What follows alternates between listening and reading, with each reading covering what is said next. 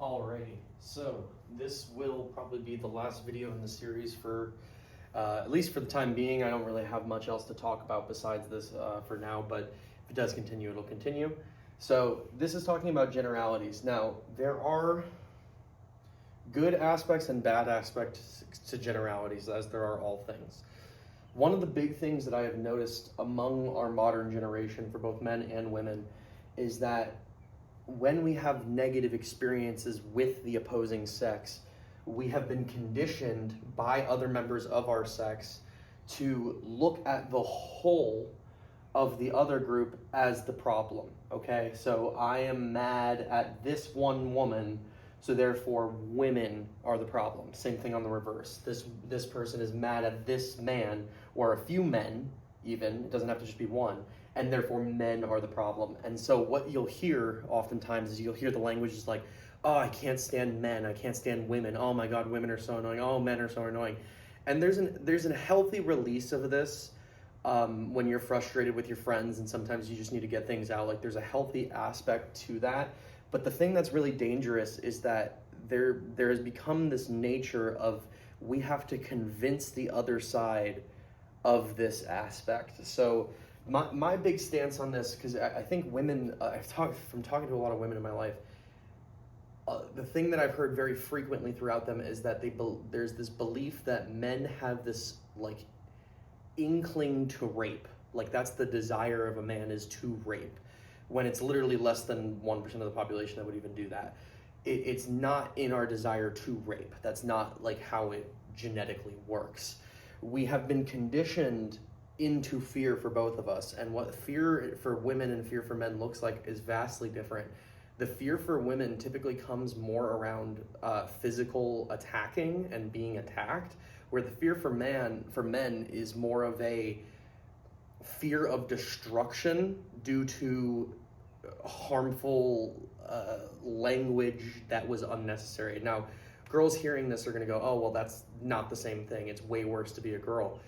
The fear is a more intense physical reality if the bad result comes, but at the same time, what girls don't realize is that when you're sitting in a courtroom as a guy being falsely accused of something that you didn't do, and you have no ability to defend yourself without tons and tons and tons of proof and evidence, because just tons of people want to get up and file against you, then it's a whole other problem.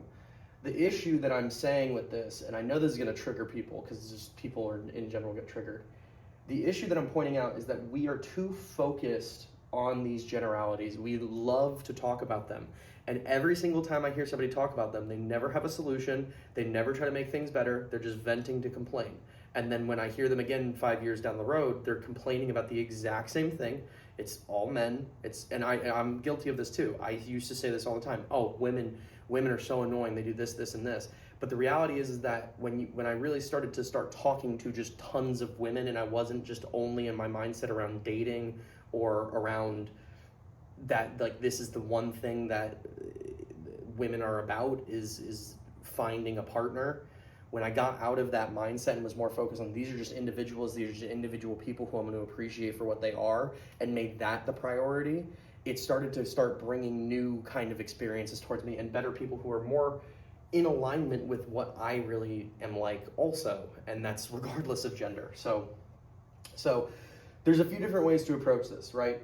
When it comes to, if you are seeing this one individual as bad, say you had a really bad breakup, or you have just one person who's aggressive and attacking you, what happens is, especially for what I've noticed with girls, when there's 5 or 6 of these guys in your past too, it creates this idea that all these men are going to do the same thing. And when you do that and you look for that, you're going to attract it out of them. What you have to do is you have to cease the story, the narrative on all of these negative experiences. And it's hard, especially if traumatic things really actually happen to you. I'm not saying that it's not hard, but you have to start finding the good people in your life. Okay, well, my cousin was good to me in this way because of this, and that made me feel safe. My dad did this for me this one time, and that made me feel safe. You have to emphasize and talk about those things, appreciate those things, because then those things start to grow.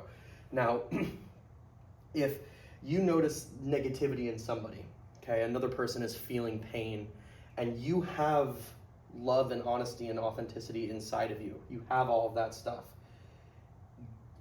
Offering that love and that honesty from a genuine place allows them to fill up also. But something I want people to be very wary of is that flattery is artificial. Flattery is not the same thing as being honest and trying to be understanding of another human being.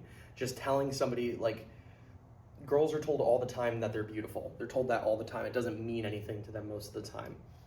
They don't really have it very frequently where there's somebody there to sit and comfort them through real significant events that are traumatic or painful. And so allowing that and allowing those experiences to fill us up is really what the goal is. I want to point this out largely because this has been pushed very, very heavily in our society. And we are too focused on this war of men versus women, as opposed to seeing the beauty in both sexes and appreciating what's great in the other to emphasize and grow those attributes. If we really started focusing on all of the things that make us uniquely ourselves and uniquely a person, I think we would have a much better society and a much better community around us, because we'd be pouring love into each other and good things would come of that naturally. So cease the talking negatively about your past or about whole groups of people. This isn't just men and women, okay? This could be all white people, all black people, all Jews, all Christians, all whatever. Like, you fill it in. Everybody, if you put everybody under one umbrella term, you're allowed to dismiss the opinions of an individual just like that because you think that you know better from your singularity anecdotal experience. Okay, we don't know, and that's the whole thing. Treat everybody that you can with love, kindness, and respect. And yeah, if you have any questions, please leave them down below. Like, subscribe, comment, whatever. See you guys. God bless.